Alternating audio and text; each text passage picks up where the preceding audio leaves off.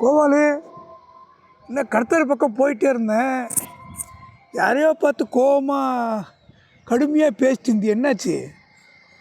ஒன்றும் இல்லைண்ணே, அந்த வண்டிக்காரன் என் மேலே இடிக்கிற மாதிரி வந்துட்டான்ண்ணே.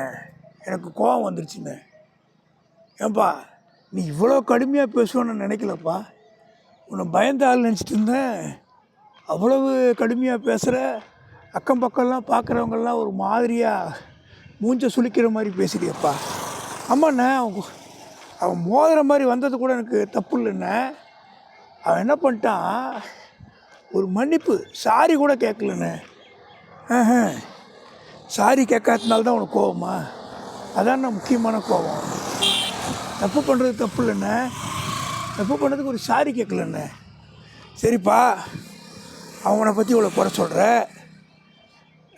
நீ என் பேச்சை கேட்குறவங்கிறதுனால கேட்குறேன், நல்ல பையங்கிறதுனால கேட்குறேன்.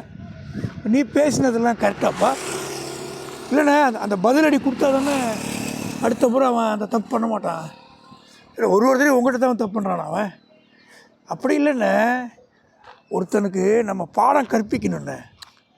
இந்த மாதிரி இதெல்லாம் நல்லதுக்கு கிடையாது. ஏன் சொல்கிறேன்னா, இந்த வார்த்தை இருக்குல்ல, ஒரு வார்த்தை ஒரு மனுஷனை உயர்த்தி விடும், ஒரு மனுஷனை தாழ்த்தி விடும். அதனால தான் வள்ளுவர் அழகாக சொல்லுவார். என்ன சொல்கிறாரு? இன்சொல் இனிது ஈன்றல் காண்பான் எவன் கொலோ வன் சொல் வழங்குவதுன்றார். இனிமையான சொற்கள் ஒரு மனிதனுக்கு இன்பத்தை தரும். இனிமையை தரும். இன்சொல் இனிது ஈன்றல் காண்பான் எவன் கொலோ, எதற்காக? வன் சொல் வழங்குவது. கடுமையான வார்த்தையை பேசுகிறாங்க அப்படின்னு சொல்கிறாரு. முடிஞ்ச வரைக்கும் வார்த்தையில் கவனமாக இருக்கணும். ஒரு ஒரு ஒரு வார்த்தையும் ரொம்பவும் அளந்து பேசணும். பேசும்போது அது எதிராளிக்கு மகிழ்ச்சி தர்ற மாதிரி பேசணும். நம்ம பேசுகிறதுனால நமக்கும் நன்மை வரணும், எதிராளிக்கும் நன்மை வரணும். அவர் மோத வந்த மாதிரி வந்தார் சொன்னேன்.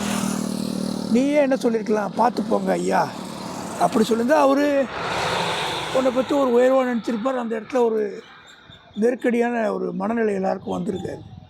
அண்ணே, தெரியாமல் பண்ணிட்டேன்னு. பரவாயில்ல, எல்லாருக்கும் அனுபவம் தான் பாடம். கொஞ்சம் பார்த்து பேசு என்ன? சரிண்ணே, ரொம்ப நன்றிண்ணே, வரேண்ணே.